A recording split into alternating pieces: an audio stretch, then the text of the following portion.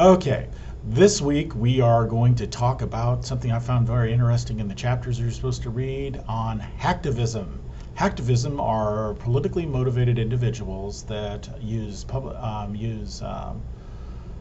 disobedience to the status quo to be arrested to show the unjust nature of the laws against them.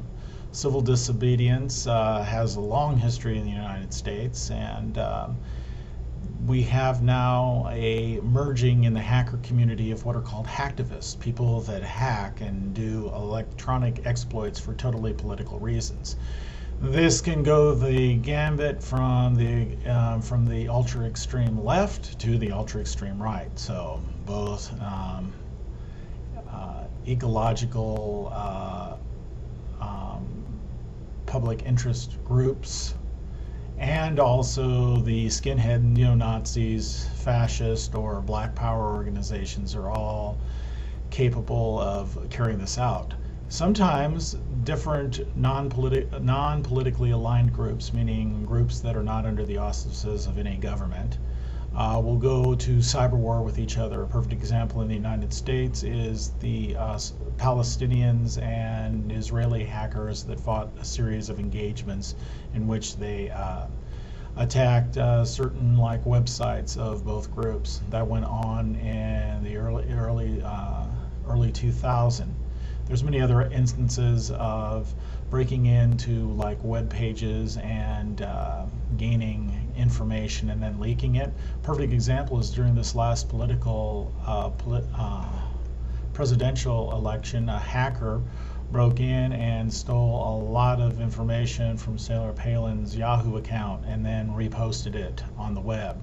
This gentleman was then linked to a state, was the son of a state Democratic organizer in one of the states. Father did not have anything to do with it. It was totally the son hacking into her account. This follows very closely on some of the Twitter hacks that we've heard of when certain, we'll say, movie stars' Twitter or cell phone information has been stolen by interested hackers and then posted.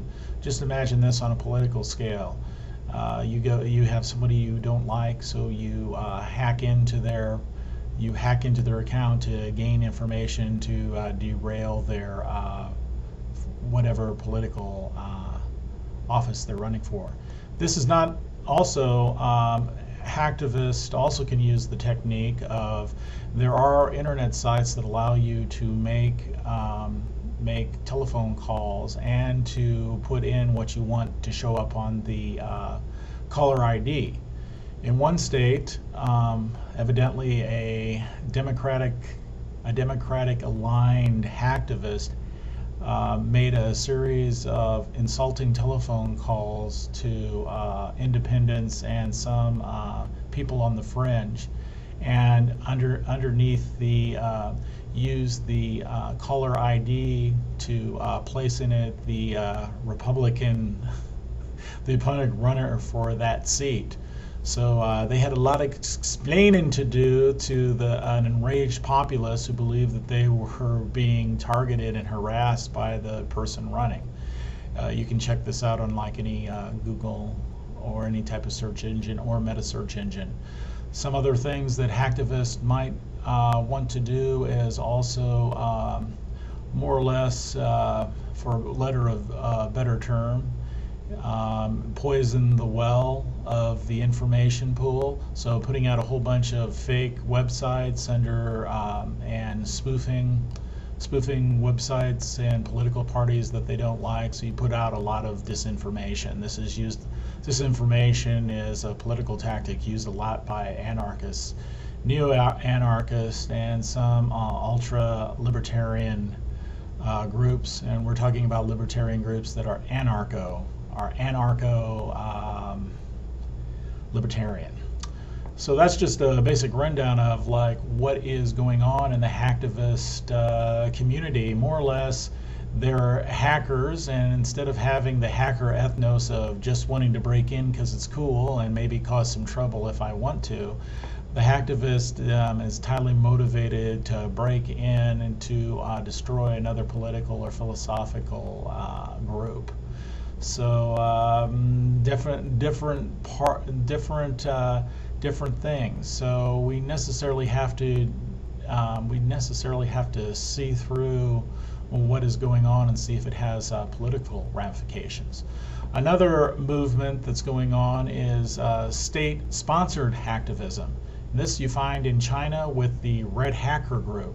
Red Hacker groups were organized not by the government, but they're sort of quasi accepted, not punished for some of their exploits. Mostly they've been against the United States websites, the Department of Defense, and the Taiwanese government. This has also led to simultaneous development in China of technology to wage electronic warfare. So it's not known necessarily if these groups are entirely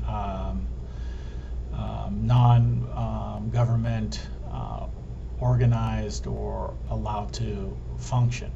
So it's sort of clearing up a gray area between hacktivism and state-sponsored electronic warfare. Now, electronic warfare differs from electronic terrorism. Electronic terrorism is usually by a group that is unassociated with any state or nation. A good example of this would be Al-Qaeda or the Taliban, more or less irregular troops, I want to say. In some of the more organized countries, such as the United States and Israel and Australia, there are organized ways in which the military is now has seen the internet as a new theater of war. And if you do research in this, you'll find a lot of different articles developed on the internet looking at the e-warfare aspect of internet and the web. So if you want to have some fun, try that. So I'm coming to the end of this particular Ahha. And so I will see you next time for my last and final Ahha. That'll be Ahha 7. And I'll have some surprises for you, hopefully, on that one. Okay, and remember, see through the hype. This is Roy signing off.